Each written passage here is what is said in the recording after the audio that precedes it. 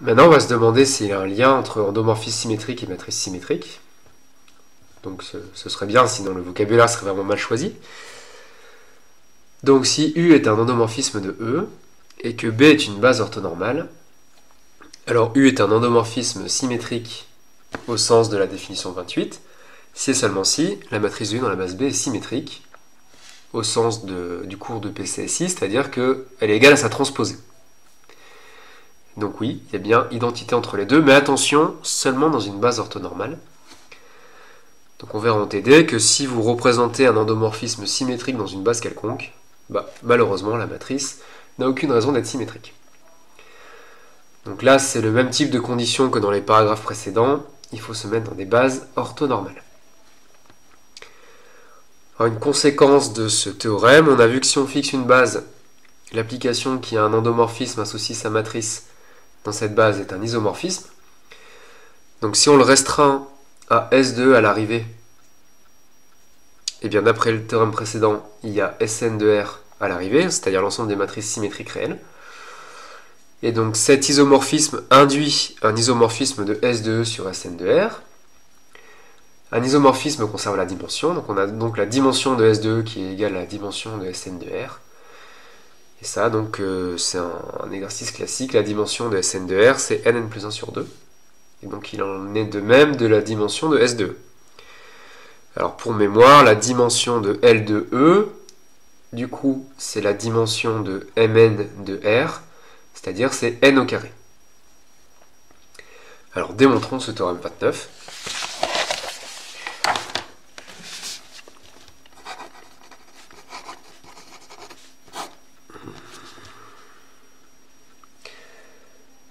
Donc, U est fixé, l'endomorphisme de E, et B, qu'on va noter E1, En, est une base orthonormale de E. Et donc N, c'est la dimension de E.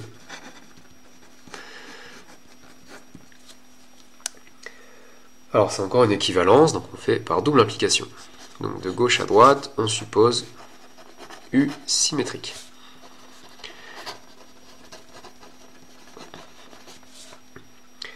Et on regarde la matrice M qui par définition est la matrice de U dans la base B. C'est-à-dire c'est U de E1, U de E2, etc. jusqu'à U de En par rapport à E1, E2, En.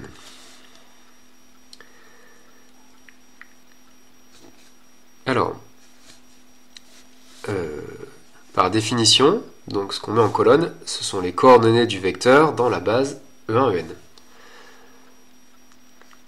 Donc on a U de EJ, c'est donc la somme par rapport à I des MJ EI.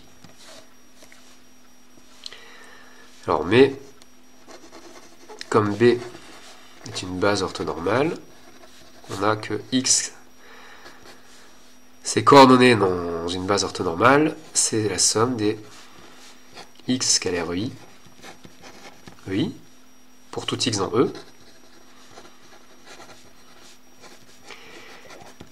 Donc en particulier, si on fait X égale U de EJ,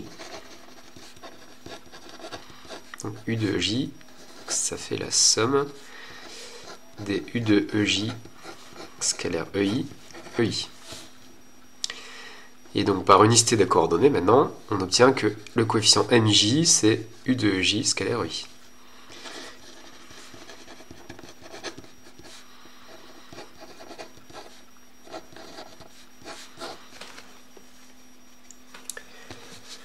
Et comme U est symétrique, on peut le changer de côté. Donc ça fait EJ scalaire U de EI, car U est symétrique.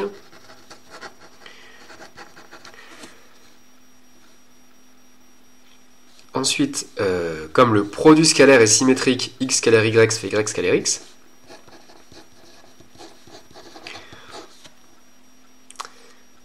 Et ça, donc d'après la formule qui est là, en échangeant I et J, ça fait MJ. Et donc on a montré que MJ égale MJI pour tout I et tout j entre 1 et n.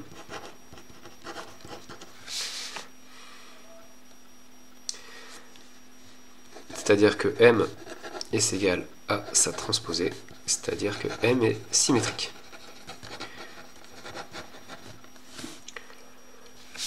Alors la réciproque,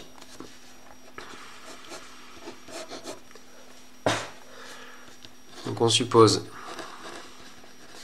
que M est symétrique, et on veut montrer que U est symétrique. Donc le but, c'est que quel que soit xy, des vecteurs de E, U de x scalaire y, c'est x scalaire U de y.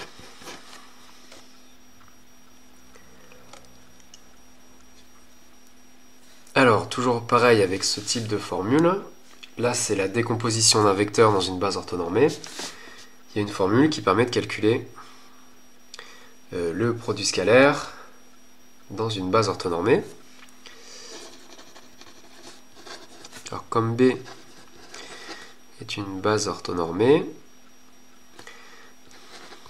et comme si on pose grand X la représentation matricielle de petit x, grand Y la représentation matricielle de petit y, et grand M la représentation matricielle de U. On s'en l'a déjà dit. On sait que la représentation matricielle de U de x, c'est AX, MX. Et la représentation matricielle de U de y, c'est MY.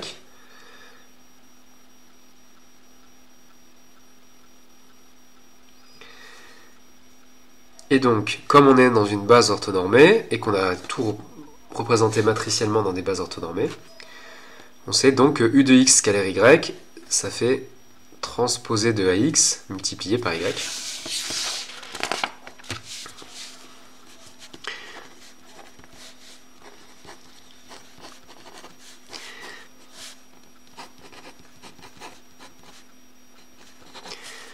Puisque AX représente U de x et Y représente petit y dans une base orthonormale. Alors, propriété de la transposée, ça fait xt at y, alors c'est pas A, c'est M. Mais comme M est symétrique, ça fait xt m y, parce qu'on a supposé que mt égale M. Mais x, ça représente petit x, et my, ça représente U de y. Donc toujours pareil, ça, comme on est dans une base orthonormale, c'est x scalaire U de y, et donc c'est ce qu'il fallait montrer. Et donc on peut retenir que si B est une base orthonormale, xt my, c'est donc x scalaire U de y, et xt mx, c'est donc x scalaire U de x. Alors ça, c'est une matrice carrée, une matrice colonne, ça c'est une matrice ligne.